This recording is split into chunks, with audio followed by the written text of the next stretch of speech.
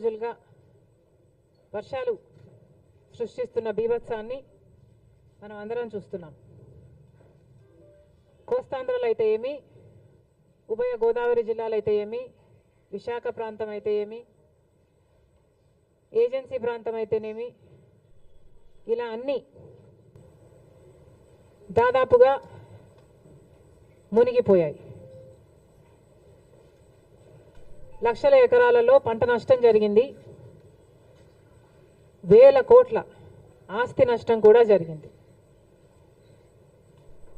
అసలే మన రాష్ట్రంలో రైతాంగం మొత్తం చితికిపోయి ఉన్న పరిస్థితి. చితికిపోయి ఉన్న రైతుల మీద మళ్ళీ పిడుగుపడ్డట్టు అయ్యింది.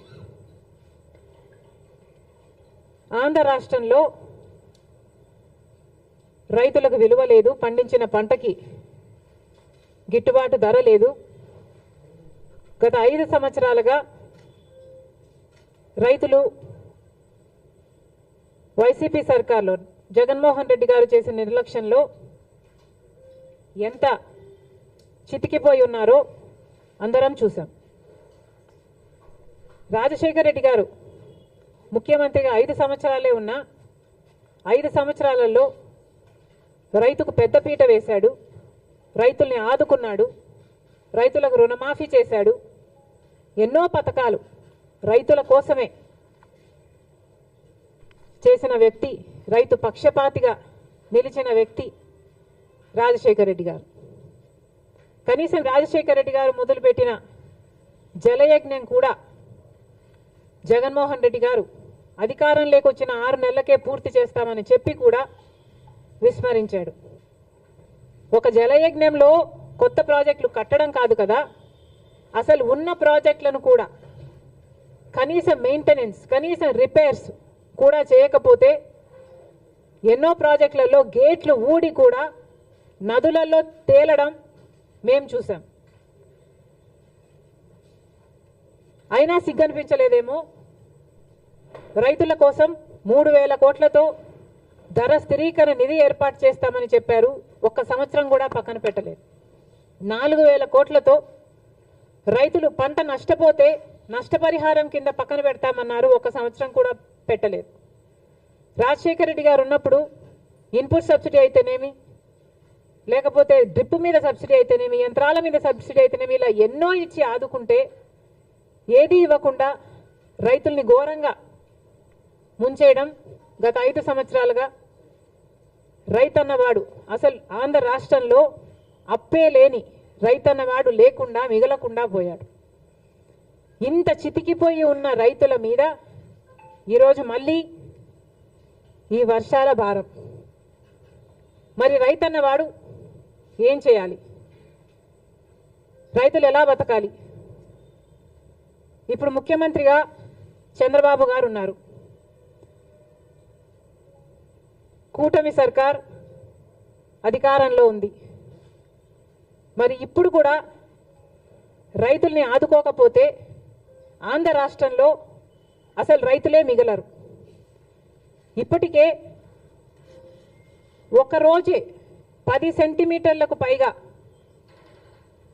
వర్షాన్ని ఎదుర్కొన్న ప్రాంతాలు ఎన్నో ఉన్నాయి. అసలు చాలా మటుకు రైతులు మళ్ళీ పంట వేసుకోలేని పరిస్థితిలో కూడా ఉన్నారు. అంటే మట్టి పుడుకుపోయి, అంటే వేసిన పంట నష్టపోవడం ఒక ఎత్తు అయితే, మళ్ళీ ఈ వర్షాలు అయిపోయిన తర్వాత పంట వేసుకోలేని పరిస్థితులు కూడా ఎంతోమంది రైతులు ఎదుర్కొంటున్నారు. మరి ఇలాంటి వాళ్ళ పరిస్థితి ఏమిటి? మళ్ళీ చెప్తున్నాం, కూటమి సర్కార్ అధికారంలో ఉంది.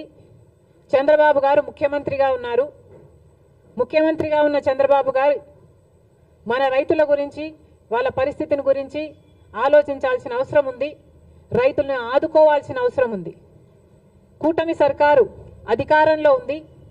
అయినా కూడా బీజేపీ వైఖరి మన పట్ల ఎలా ఉందో ఒకసారి ఆలోచన చేయండి. నేషనల్ డిజాస్టర్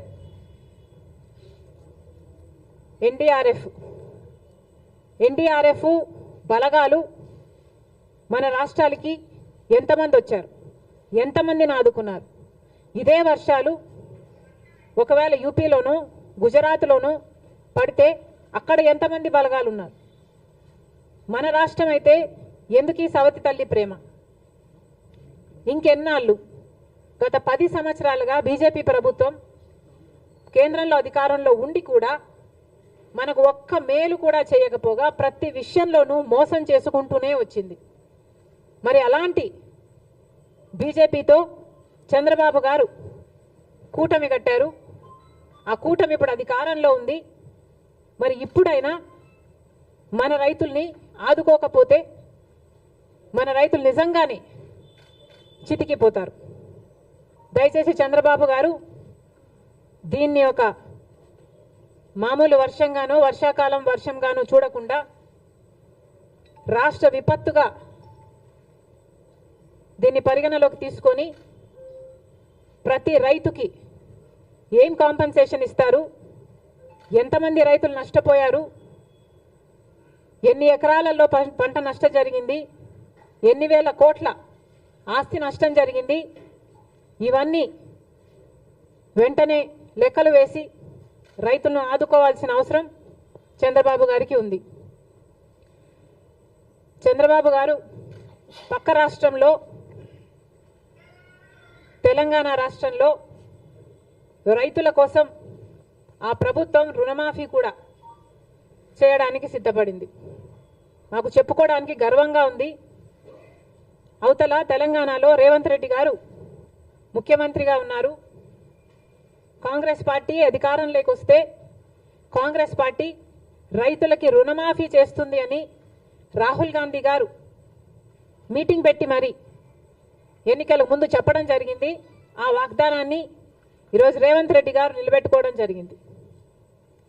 దాదాపు 40,000 రైతు కుటుంబాలను రుణ విముక్తుల్ని చేయడానికి సాహసం గారి ప్రభుత్వం. ఒకప్పుడు రాజశేఖర్ రెడ్డి గారు ముఖ్యమంత్రి, సోనియా గాంధీ గారి నాయకత్వంలో, మన్మోహన్ సింగ్ గారి నాయకత్వంలో దేశం మొత్తం మీద రుణమాఫీ చేసిన ఘనత మాత్రమే. మళ్ళీ రాజశేఖర్ రెడ్డి గారు రుణమాఫీ చేసినట్టుగానే అవతల తెలుగు రేవంత్ రెడ్డి గారు మళ్ళీ రుణమాఫీ చేయ తలపెట్టారు. అందుకు మనస్ఫూర్తిగా అభినందిస్తూ ఇక్కడ కూడా ఎందుకు చేయకూడదు అని చంద్రబాబు గారిని ప్రశ్నిస్తున్నాం. డబుల్ ఇంజన్ సర్కార్ అని మీరు అంటున్నారు. మరి కూటమి సర్కారు డబుల్ ఇంజన్ సర్కార్ అయినప్పుడు మన రైతుల్ని మీరు ఆదుకోవడంలో తప్పేముంది? మీ మేనిఫెస్టోలో లేకపోయి ఉండొచ్చు రుణమాఫీ, కానీ మన రైతుల పరిస్థితి ఏమిటో ఒకసారి కళ్ళు తెరిచి చూడాల్సిన అవసరం ఉంది. నిజంగానే మన రైతులు చితికిపోయి ఉన్నారు. అప్పులేని వాడు లప్పులేని రైతు లేనే లేడు ఈరోజు ఆంధ్ర రాష్ట్రంలో. ఏ రైతుని అడిగినా లక్షలలో అప్పుంది. రైతు పర్ క్యాపిటా డెట్ ఆంధ్ర రాష్ట్రంలో దేశం అన్నిట్లో అందరికంటే ఎక్కువ ఉంది. రైతుకి 2,50,000 రూపాయలు ప్రభుత్వం ఆదుకోవాల్సిన అవసరం లేదా? ఏ ప్రభుత్వం అయితే ఈరోజు కేంద్రంలో అధికారంలో ఉందో ఆ ప్రభుత్వానికి ఆంధ్ర రాష్ట్రం నుంచి 25 ఎంపీలను, కూటమి ఎంపీలు 21 అయితే వైసీపీ ఎంపీలు 4, మొత్తం 25 మంది బీజేపీకే మద్దతు. అంటే 25 ఎంపీలను బీజేపీ ప్రభుత్వం వాడుకుంటుంది అధికారంలో ఉండడానికి. ఒక్కసారి కూడా ఒక్క సంవత్సరాలలో చేసింది లేదు. పరిస్థితే కేంద్రంలో ప్రభుత్వంలో ఉండడానికి మన ఎంపీలను వాడుకోవడం కూడా చేసింది లేదు బీజేపీ. మరి అలాంటి కూటమి కట్టారు చంద్రబాబు గారు. సరే, కడితే కట్టారు, అది మీ ఇష్టం.